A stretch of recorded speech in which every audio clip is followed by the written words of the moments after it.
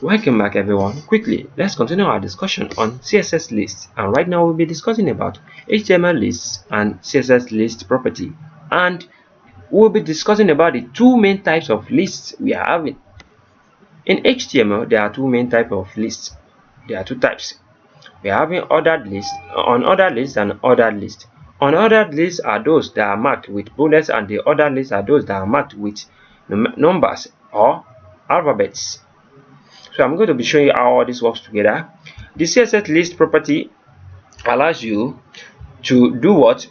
To set different list item marks, to set different list item markers for ordered lists, to set different list item markers for unordered lists, and also set an image as the list item marker, and also add background colors to list and list item. All these are the things that the CSS list allow us to do. So the CSS, once again, the CSS list allow us to set different list item markers for ordered list.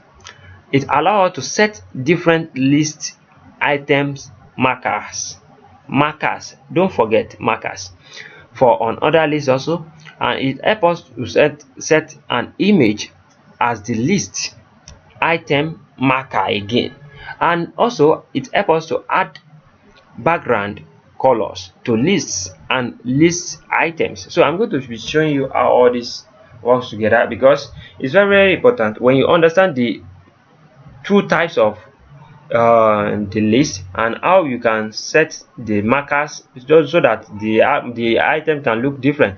And what akorede ayofe is my name.